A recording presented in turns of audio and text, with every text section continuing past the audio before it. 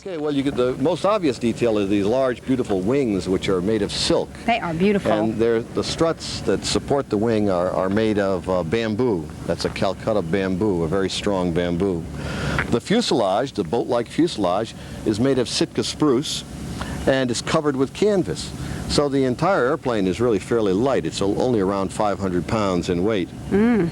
Now what about all these guy wires that seem to hold, and they look very important too. The guy wires are important. These are stainless steel guy wires that we use just for ease of construction. Whitehead used piano wire, but we found it a little simpler just to use this stainless steel wire and use Nyko swages and so on.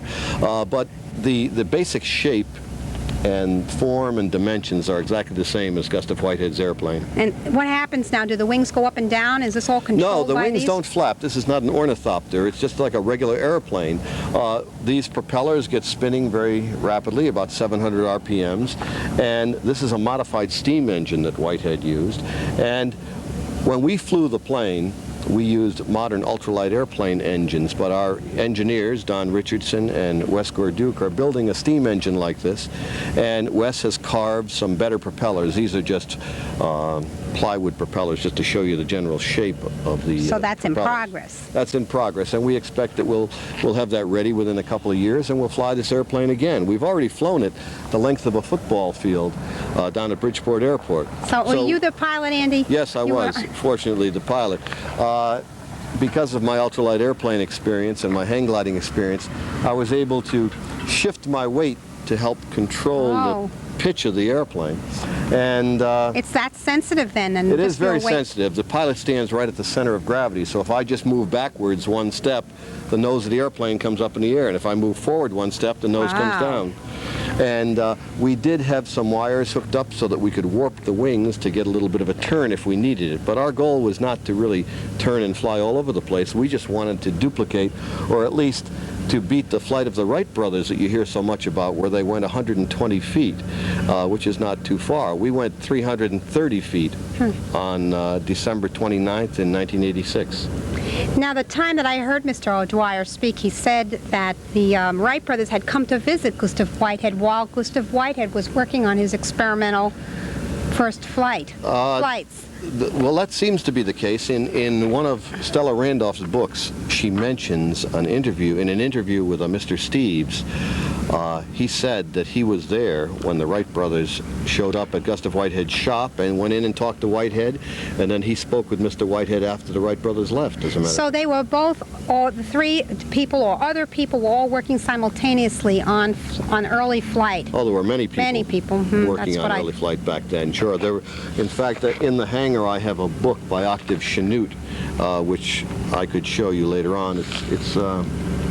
Well, I've got it in the hangar. I'll get it out later. And you can see that, and it's a compilation of all the early experimenters in aviation. And the Wright brothers were lucky because they had Octave Chanute as a helper at the time. He was guiding them and telling them what everyone else had done. Well, do you think that Gustave Whitehead maybe was so intensely working on his vision of putting this plane in the air, that he wasn't spending enough time thinking through what he had to do to copyright or to protect himself? Do you think that's what happened? Absolutely. He didn't have any money, and he was more interested in just flying. He wasn't concerned about the business aspect of the whole deal, and that's kind of what did him in later on. Yeah, but that's probably the true spirit to the person. That would be the more genuine person who would be just so involved in trying to figure this thing out. He was so far ahead of his time. That's true. He really wasn't looking for credit. He wasn't looking for money. He just wanted to fly. Now, I knew somebody who has no longer alive, Mr. Knapp, and Mr. Knapp told me he was a neighbor of Gustave Whitehead in Fairfield, and he told me that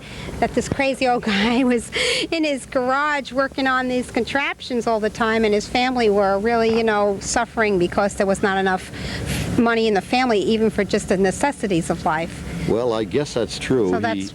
He did have to spend quite a bit of money trying to build this airplane. I mean, it's not cheap to buy the materials that you need, and it takes a great deal of time, and you can't work a job and build an airplane. Well, it was just interesting to me to be talking to somebody who was telling me about Gustave Whitehead as just somebody who lived in his neighborhood, that he passed it off as just a crazy kook, that was working on these contraptions. Well, we have people come in here to the hangar every day who tell stories like the one you're talking about. They say, my grandmother told me about this, or my grandfather saw this happen. And there are so many people who saw Whitehead fly in this neighborhood. In fact, last year, you may have seen in the paper, there was a Gustave Pichel who celebrated his 100th birthday. And I went and interviewed him, and he saw Whitehead fly up in the Tunxus Hill area also. And he said he helped pull the airplane up Tunxus Hill, as a matter of fact. And there was another fellow who was in a nursing home over in Milford here. Well, Andy, what can we do, those of us that live in the area, to try and help rectify some of these things? I mean, is there anything we can do? You once said something about finding a recent piece of evidence in the dump that had just been thrown out recently. That's right. A friend of mine, actually my nephew, met another young fella he was living with, and this young fella found an actual letterhead of Gustave Whitehead at the dump. Recently, though, Recently, this was within the past 2 years. So what do you think happened for that to have appeared now? Well, I think that people clean out their attics and their cellars and throw stuff down at the dump. And here came a piece of evidence that we could, was really nice to have, just floating around at the dump. And there are probably people today who still have in their cellars and attics evidence that Gustave Whitehead flew. And I'll bet that some of these photographs and maybe diaries of different people in the area describing Gustave Whitehead's flights are still around. And if people would only look through some of these things, it would help us out a great deal. Well, where would they get in touch with you? I mean, how could they reach you? Or right here at Captain's Cove, where we keep the airplane. If they just call Kay Williams, he'll get in touch with me, and we'll and you'll come down and talk with them? Sure, either me or Doc Gunther, who's very interested in the program. Even if it's something that they think is not so significant, it could be. It could be really very helpful, wouldn't it? That's correct. Just come on down to Captain's Cove and see our airplane and talk with us. I myself am very interested in this subject, and I know you give lectures about it occasionally. Yes. And people should know that when Andy gives a lecture about Gustave Whitehead, that's an exciting experience to hear the whole history laid out in an hour's time, which we don't have. I'd like to meet this young person you told me who won the History Award for work that he's done on Gustave Whitehead. So could we stop for a minute and introduce me to him? Yes. A few months ago, I got a call from a young fellow named Scott Whitehead. He had the same last name as Gustave Whitehead. And he was interested in doing a story on Gustave Whitehead. So I gave him all the evidence that I had, and he wrote up his paper and did this competition, this History Day competition, and won first place in the state of Connecticut. And I'd like you to meet him now. Good.